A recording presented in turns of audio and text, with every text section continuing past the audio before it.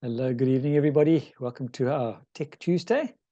And we are continuing our saga from last week, which was covering the issue of heart health. And heart health is it's a huge, big subject, probably almost as big as diabetes, and I'll get into that at some stage as well. But to cover all the aspects of heart health, all the bits and pieces that are related, I would have to do this virtually every second night for a year, and even then probably wouldn't cover everything. So this is just an extremely brief summary. And last week we went over some of the stats specifically related to women and how heart health affects them. And suffice it to say, you should probably get yourself checked on a fairly regular basis, purely because heart health is such a big issue and there's so many risk factors that if you even think that there could be an issue, get checked regularly, at least once a year. Just do a stress test, do a basic physical, just to be able to keep up to date with what's happening. Because prevention is always, in every single case, significantly less painful and cheaper than cure. So let me share my screen and I will take it off with the next session. Let me hide my other bits and pieces. And from the beginning, just going to shrink down everybody else as well, so I don't have too many faces over there. So heart disease. Are you at risk? As I said, the first part of this presentation came from the University of Arkansas and the Division of Agriculture, Research and Extension. And the next part is coming from Canadian source, also university. So what is the significance of the problem of heart disease? 1.3 million Canadians are living with heart disease. And the emphasis here is living. Every 7 minutes in Canada, someone dies from heart disease or stroke. Now, this is where the stats start to become a little bit more interesting as well. There are an estimated 70,000 heart attacks each year in Canada. As I said, this is a presentation that came specifically from Canada, and you can probably extrapolate this to most other parts of the world, and especially here in South Africa, these stats are at least on a par, if not more so, here. Since 1952, cardiovascular death rate in Canada has declined by more than 75%, and nearly 40% in the last decade, largely due to research advances in surgical procedures, drug therapies, early detection, and prevention efforts. Sadly, I would say this is not the case here in South Africa, partly because Canada has one of the most effective national health services in the world, whereas South Africa doesn't. And in order to do all these surgical procedures and drug therapies, etc., costs a vast amount of money, which, as I said, very sadly, is not possible in most cases in this country. To put it into perspective, 13 years ago, when my father-in-law had a triple bypass or double bypass, it was open heart surgery. That little exercise cost him in the region of 350,000 Rand. That was 13 years ago. I think you can safely double that for now. So think about that. And next time somebody says to you, oh, but salmon oil is so expensive, oh, but lipotropic is so expensive, ask them if they've priced the costs of hospitalization and open heart surgery. I think the prevention is a lot cheaper. By adopting healthy behaviors, you can delay the onset of heart disease or stroke by as much as 14 years. Up to 80% of premature heart disease and stroke is preventable by adopting healthy behaviors. Something so simple as going for a walk. Jenny, you've just told us that you went for a jog around the block earlier. a very slow one, I'm sure, but you went for a walk. That is a brilliant start to helping to prevent heart problems. So what is cardiovascular disease? It's a group of conditions affecting the structure and function of the heart or blood vessels. Remember that it's cardiovascular. Cardio meaning heart, vascular meaning blood vessels, and that includes your veins, arteries, capillaries, and every little vessel in the body that carries blood makes up the cardiovascular system. And examples include valve disease, where you've heard of them having to replace valves. My father had to have a heart valve replaced, and that happened just before we moved from, well, just as we moved from Port Elizabeth, which was back in 1997.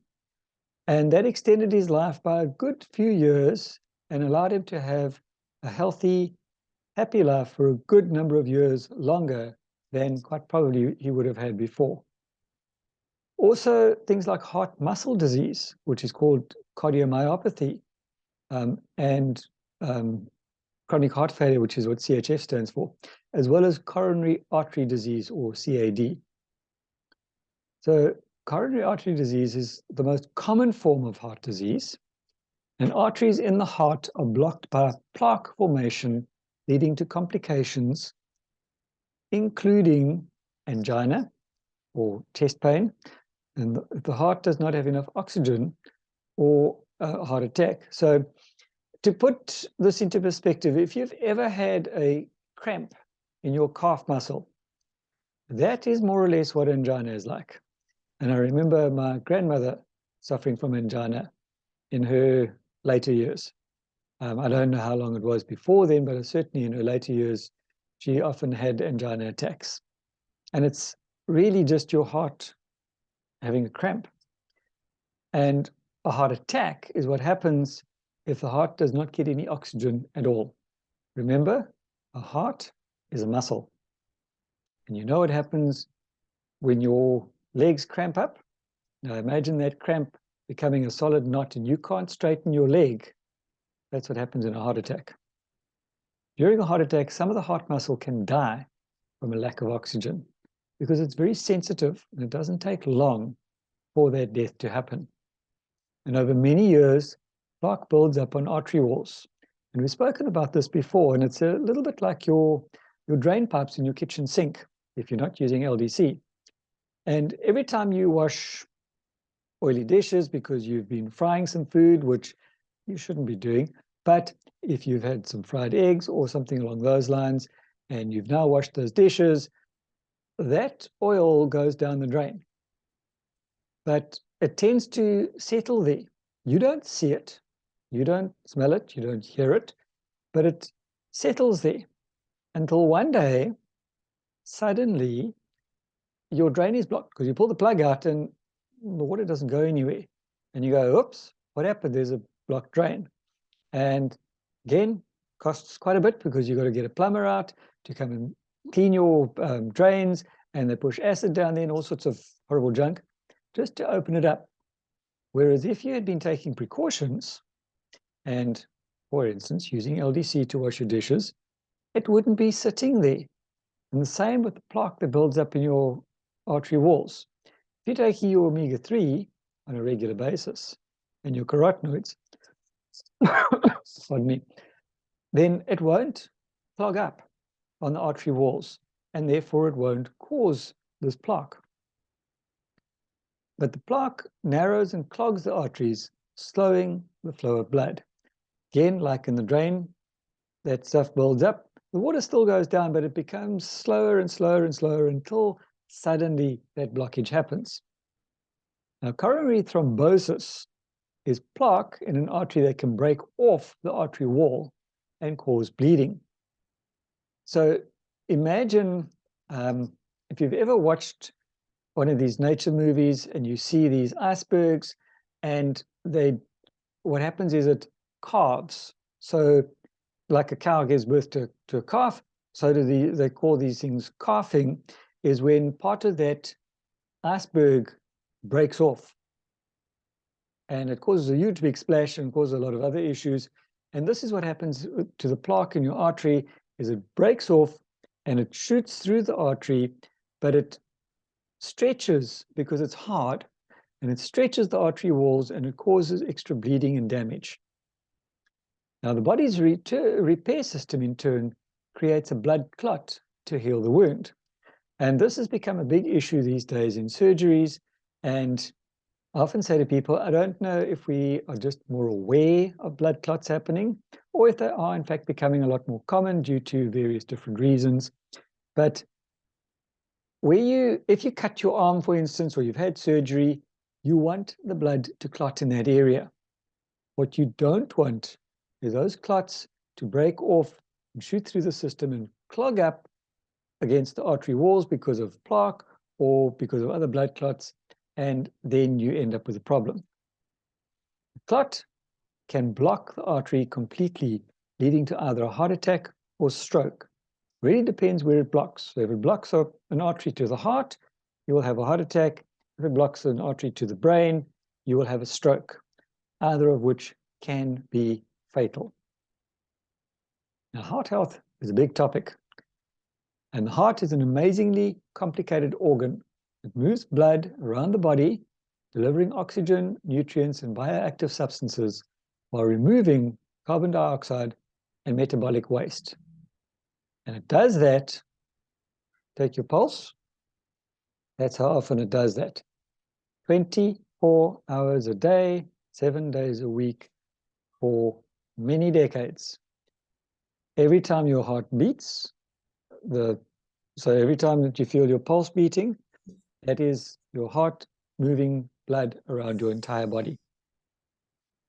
Not surprisingly, there's a ton of data available on the topic. And as I said, I could keep this up for a year. Just type heart health into the Google search bar, and you'll get something like 8.2 million results. Trust me, I did. And I had to sift through that to bring you this little presentation over here. For decades, mainstream cardioscience has focused almost exclusively on the idea that excess cholesterol was the only important factor in arteriosclerosis and heart disease. Arteriosclerosis is otherwise known as hardening of the arteries. It's true that cholesterol control is important, but about half of all cardiac deaths are in people without elevated cholesterol. Cholesterol isn't the enemy. You need cholesterol, and your body will create its own cholesterol. However, when that cholesterol turns to plaque, that's where the problem comes. And this remains true still today. So we've known about the inflammation connection for decades, and I've spoken about this on many occasions, where inflammation is the cause of many, many problems. As far back as the early 90s, the SAB, or Scientific Advisory Board, along with many forward-thinking scientific minds, such as those at the Scripps conferences, Linus Pauling Institute, experimental biology events, and others, were already pointing to the oxidation and inflammation connection as a cause. One name that stood out was Paul Ricker, who is a cardiologist and epidemiologist at Brigham and Women's Hospital in Boston. And an epidemiologist is somebody who studies epidemics, which means, well, we know what the latest epidemic was, that kind of thing. So common issues like heart disease, cancer, viruses, etc. Dr. Ricker's proposal to look for an inflammation connection was largely regarded as naive and off-point. Sadly, so many bright medical minds who think outside the box and go against the accepted norm are frowned on, because we've always done for however many decades. How can you come and say this is wrong and we're going to continue to do and can't figure out why we end up with the same results? His ideas, however, were eventually accepted and are credited with being a turning point in thinking. Today's inflammation is broadly accepted as a driver of heart disease. So even with all the research, the trend lines for heart disease really don't look good. The idea that our diets contain both heart protectors and heart attackers, no pun intended, seems obvious, but many people either don't know that or lack the desire to do anything about it. Because if I go to the doctor with a problem, he's going to give me something to fix me instantly. That's where the problem starts. So as a result, heart disease remains the leading cause of death around the world. And I suppose technically speaking, you could say that every death is caused by the heart stopping, because between the heart and the brain, those are the last two things in your body to shut down. Sadly, that's expected to get worse, increasing significantly from now to 2060, according to recent studies published by the American College of Cardiology. And again, if you've always done what you always do, John, you'll be able to finish that with, you always get what you've always got. If you always have a junk food diet and you sit around doing nothing, you'll always end up dead from a heart attack or a stroke. So the year projections from 2025, which is only 2 years from now, to 2060, ischemic heart disease, increase of 30.7%. Heart failure, 33.4%. Myocardial infarction, which is a mini heart attack, increase of 16.9%. And a stroke of 33.8%. And a stroke, if it's not fatal, is extremely expensive because there's an awful lot of rehabilitation that's involved as a result. Now, how do we remove the dye from our diet? Step one, you take control of your diet, because you can control that. In particular, the balance between inflammatory and anti-inflammatory content. We need to reduce the pro-inflammatory foods. We need to focus on minimizing refined carbohydrates, modified fats and oils, high fat and processed meats, full fat dairy, fried foods, and sugar sweetened beverages.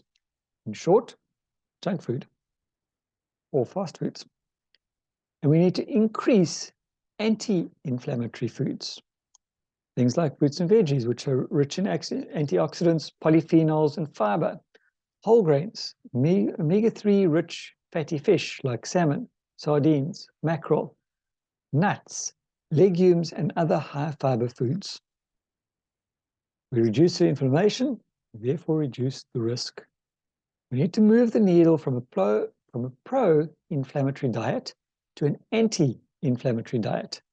And this is fundamental to optimizing heart health and reducing heart disease risk. Now, large-scale clinical investigations and meta-analysis, meaning that they look at various different other investigations, have clearly shown that using supplements to help rebalance the relationship between inflammatory and anti-inflammatory foods in your diet is a powerful heart health protection tool we can all employ. And this has been no surprise to the Neolife SAB.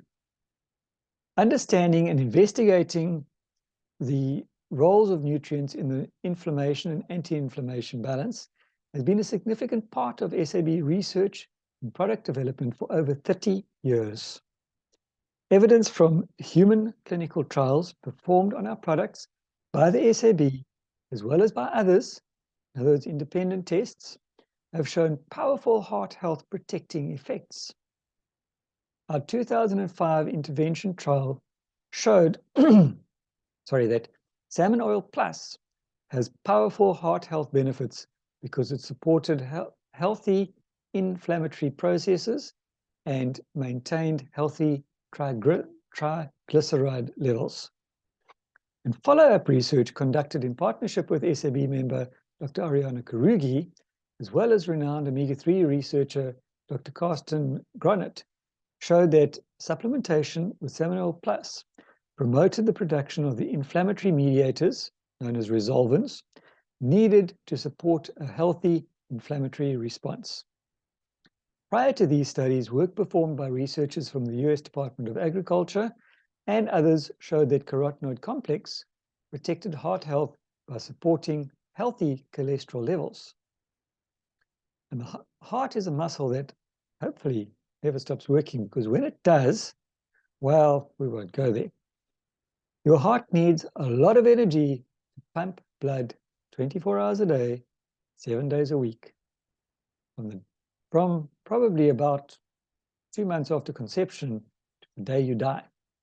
And it also needs to be able to increase energy production on demand, like if you're driving in peak hour traffic with a lot of taxis around or doing parkrun. To do this, your heart has about 2.3 or 2 to 3 billion cardiac muscle cells. I don't know who counted, but we'll believe them. Each with up to 5,000 mitochondria per muscle cell. Again, who counted? Diet rich with a diverse array of anti-inflammatory, antioxidant nutrients, including omega-3 fatty acids, carotenoids, polyphenols, flavonoids, vitamin C and E, can help create an anti-inflammatory landscape in the body, which in turn can help prevent heart disease and mitochondrial dysfunction. It can be hard to consistently eat a healthy diet and meet the nutritional recommendations for all of this. I think we'd spend pretty much all day eating and not even have a lot of time to go and look for those ingredients. So therefore, supplements are a great tool to help fill in the gaps. As always, a supplement must never replace food. Supplement is in conjunction to a healthy diet.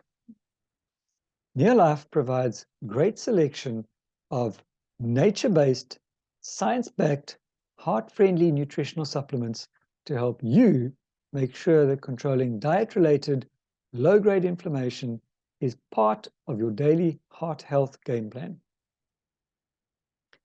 And what are the key supplements that are recommended? All natural fiber. And I'm not going to go into all the technical bits of this because I've covered all of these in previous talks.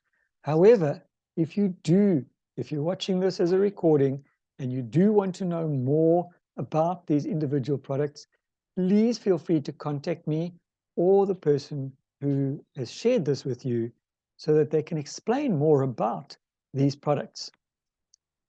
Because the second one is carotenoid complex. Then there's salmon oil plus, CoQ10, my new best friend, garlic allium complex, lipotropic adjunct, vitamin E complex, and it's important to note that there are differences between vitamin E and vitamin E, and what makes Neolife unique is that vitamin E has got all 8 of the components of vitamin E, not just one like most commercial brands will give you, because it's your tocopherols as well as your tocotrienols. So you're needing all 8 of them, all of the alpha, beta, gamma, delta. And our vitamin E is one of the very, very few, if not the only one, that does have that. So that there is your heart health program, your fiber, carotenoid, salmon, CoQ10, garlic, lipotropic, and vitamin E. As I said, I'm not going to get into all the technical bits on this because we have covered them before, and I'm more than happy to share them with you again. But if you look back, you will see all of these things.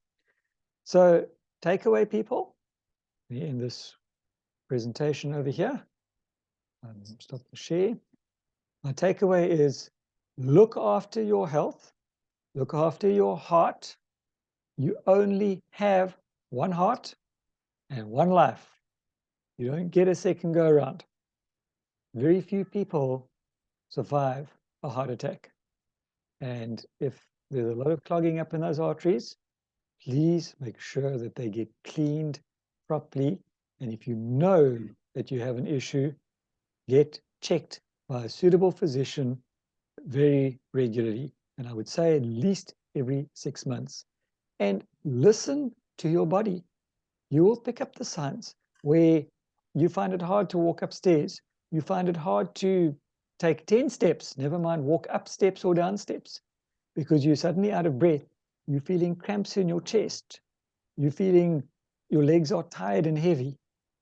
All of those are your body crying out for attention. please get checked. My apologies. Start with a GP and let them do a simple physical on you, and then get them to refer you to a suitably qualified cardiologist if there is any doubt of problems, because that would save your life and extend your life for a number of years, to educate others, and obviously to spend more time with your loved ones. And trust me, I work with stroke victims very regularly. It's not fun. It's hard work, and sadly, not a very good success rate. Right, that's that presentation. Does anybody have any questions or comments before I stop the recording?